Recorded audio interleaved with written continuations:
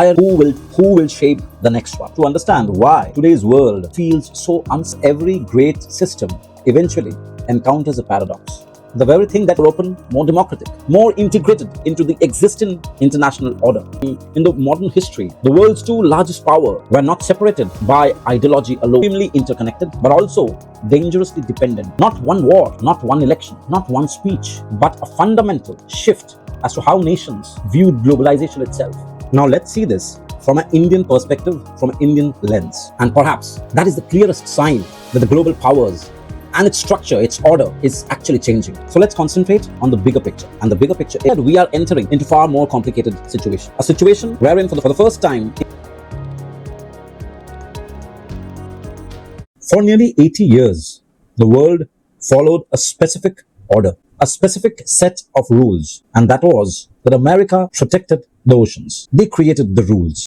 The US dollar actually powered the global trade. International institutions settled the disputes. Supply chains stretched across various continents of the world. Whether you live in Mumbai or Paris or London or Tokyo, it doesn't really matter because your future was dependent on that same global structure, that same global system. But today those rules are becoming or beginning to break. Today, trade has become a weapon. Technology has become a new battlefield. Wars are actually reshaping the alliances. Countries are preparing for conflicts instead of cooperation. And perhaps the biggest sign of all, for the first time in decades, the world's major powers are no longer asking as to how we preserve the existing world order.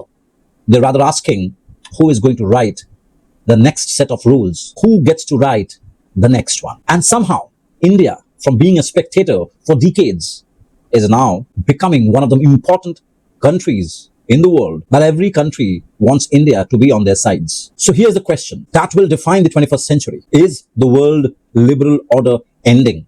Or we are actually witnessing the birth of something new, the birth of something entirely new. If you ask most people what actually changed after the Second World War, they will probably say the rise of America, the Cold War, or the globalization, which of course came a little later. But that's not the full story. The real story is that for nearly 80 years, most countries have accepted a basic set of rules. How trade worked, how money moved across countries, across continents, who protected the world shipping, who enforced sanctions, which institution actually settled the disputes between countries, and whether people liked it or not, who had the final say. That system can't be perfect. Rather, that system was not perfect. It often favored the powerful. However, it was frequently criticized. Yet it provided something to the world that they had rarely experienced before. And that was predictable. They could predict. But today, things have changed. The predictability today is disappearing. The US and China are actually competing with each other. They want to dominate the technologies of the future. Russia is openly challenging the post-Cold War structure, the post-Cold War security framework. The global south is actually demanding a greater voice. Countries are trading with one bloc, buying weapons from another, and joining institutions which are actually created by both countries. The old map of global politics no longer explains the world we live in today, which raises a much more pertinent question in my mind, and that is, if the old rules are fading, who will write the new ones? Will it be still America, or will China be an alternative option, an alternative order? Or will the world split into two rival blocs? Or for the first time in the history of modern world, could countries like India become a rule maker instead of rule follower? Because this is not just a story of a changing world order. It's about who is going to shape it as per the requirements, as per the changing norms. Who will shape the next one? To understand why today's world feels so uncertain, we have to go back to 1945. 1945, when the Second World War just ended. Europe was in ruins. Cities have reduced to rumbles. More than 60 million people have died. And one question that haunted the world leaders, the then world leaders, how do we going to stop it from happening again? They realized that the damage that they have witnessed, they are not ready for another world war. So if the question is how you are going to ensure that there is no third world war, well, this is not just about peace. It was absolutely something more and more ambitious. Build a system where war becomes so costly to choose. The US, emerging as the world's strongest economic and military superpower, they took the lead together with its allies, and they actually helped to create a new international order. They have not planned to create a new empire or a government. Think of it as the operating system of the world order. The rules were surprisingly simple. Trade instead of conquer. Cooperate instead of isolation. Solve disputes through institutions before they become wars. The United Nations would provide diplomacy. The International Monetary Fund and the World Bank will assist financial stability. The US Navy would keep the major seas protected, and at the same time, they'll keep the major sea lanes open. And eventually, US dollar would dominate the world economy. It will become the currency that connected the global economy. For decades, this system actually worked. It actually worked remarkably well until the point when the global trade exploded. Hundreds of millions of people were escaped poverty. Technology spread faster than ever before. Even countries that disagreed politically still participated economically. But I believe that every system contains the seeds of its own transformation. The same globalization that made America the center of the world also helped to create its greatest competition. That is China. Factories moved to east. Supply chains were stretched across continents. Emerging economies grew richer. And for the first time since Cold War ended, power was no longer flowing in a single specific direction. The world that America had helped build was beginning to change America itself. And that's where the story takes a very unexpected turn, I must say. Because the biggest challenge to the world liberal order didn't come from a single war. It actually came from the success of the very system that they created. Well, it is said that every great system eventually encounters a paradox. The very thing that makes it successful can also become the reason to create a change in that very system, to transform rather. For the liberal world order, I believe that turning moment was 2001. The moment arrived perhaps in 2001.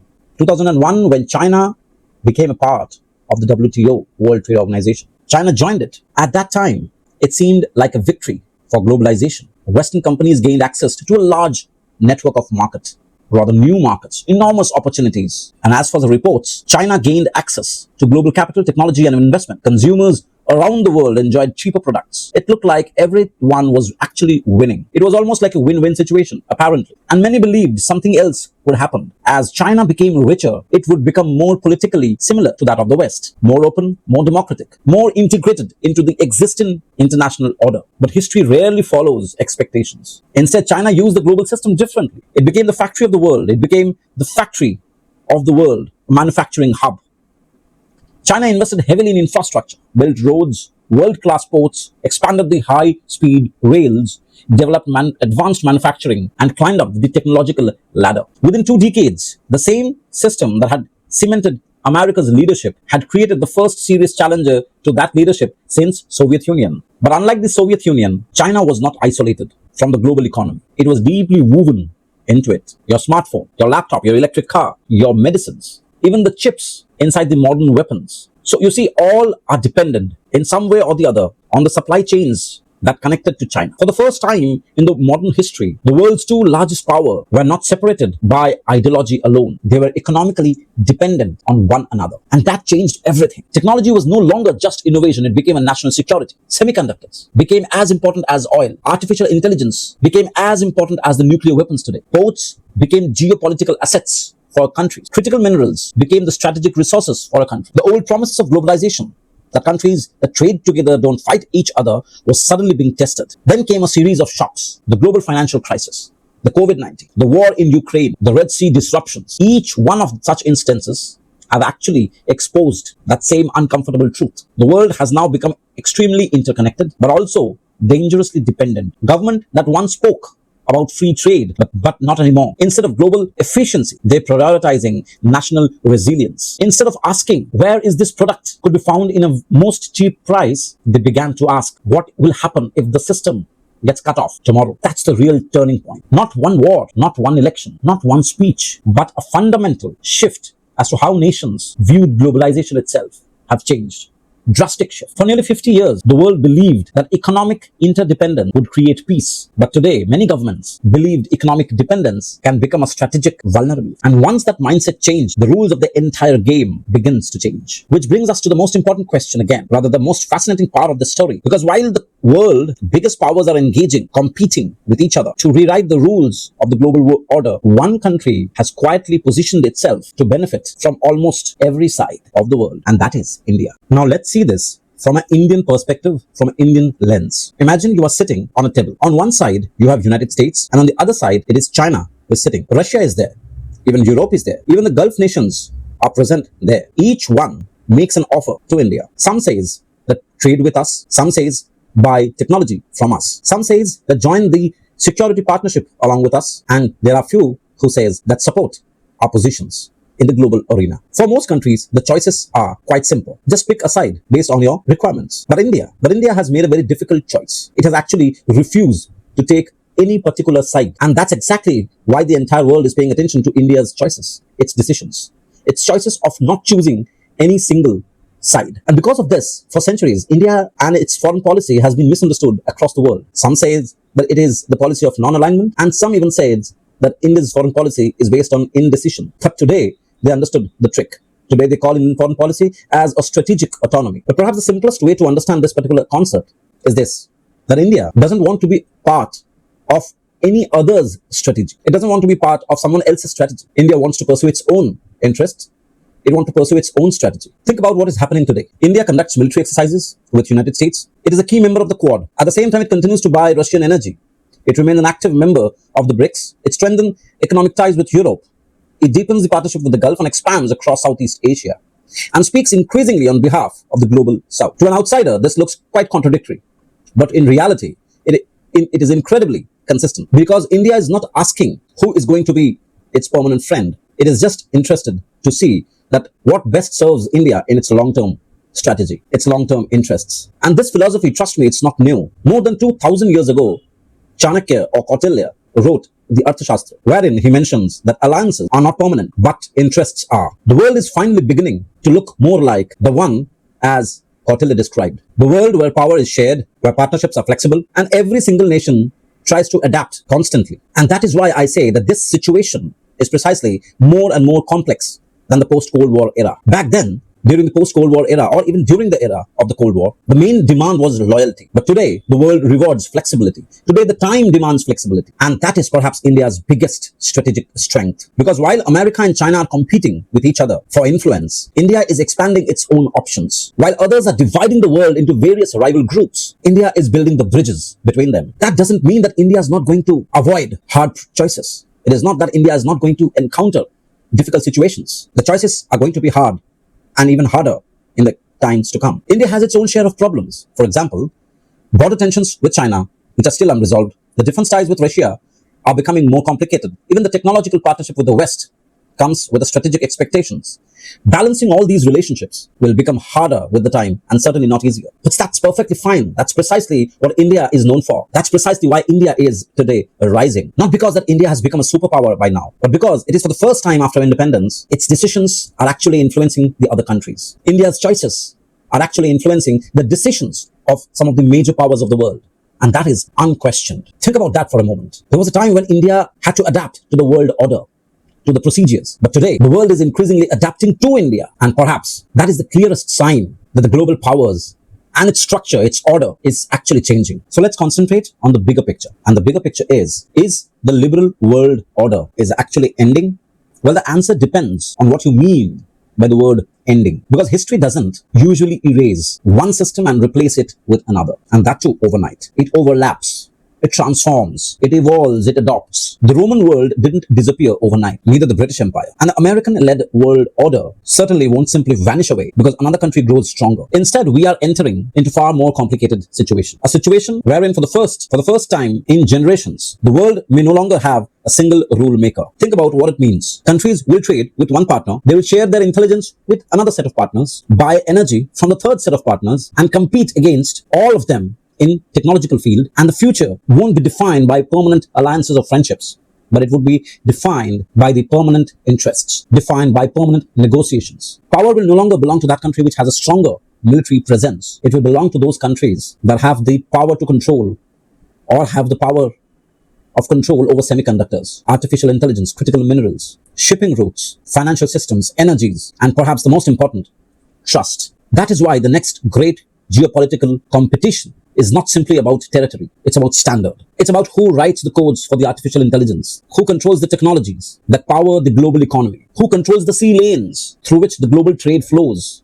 who decides as to how the money moves across continents, across countries. These are the questions that will shape the new generational global world order. These are the principles based on which the 21st century world order would be rewritten, would be transformed. And certainly unlike the 20th century, there may not be a single country with all the answers. The future belongs to the world where power is shared, where power is contested. At least this is what I believe personally.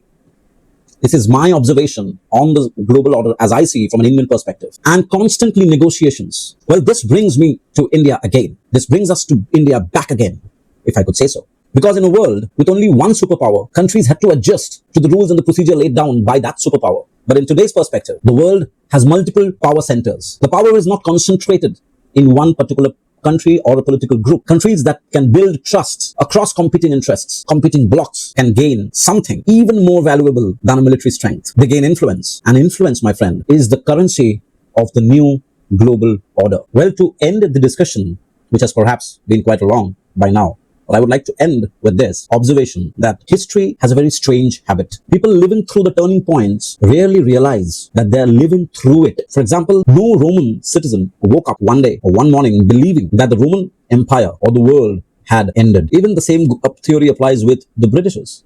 I mean, no Britishers or British citizen in 1900s must have imagined that within few decades, the Britain would no longer be the dominating factor of the global world. And perhaps we are making the same mistake today. Maybe the liberal world order is not collapsing. Maybe it's simply evolving. Something into that we don't have words to describe it. After all, the United States is still the world's most strongest military power, and at the same time, the most influential financial power. China continues to rise. Europe remains indispensable. Russia refuses to disappear. The global South today are demanding for a greater voice. And my God, India is no longer standing at the edge of the history. Let me remind you this very clearly. It's not just a spectator anymore. It is slowly moving to the center. That doesn't guarantee success. History guarantees nothing. Every great opportunity comes with great risks. The choices that India makes today, or I would say in the upcoming 20 years or 2 decades, be it in terms of technology, be it in the sector of manufacturing, their defense, education policy, their diplomacy, or even the economic reform, certainly it will determine that whether it is going to become a rule maker or just remain as a rule taker. Because in the 21st century, my friend, the biggest competition may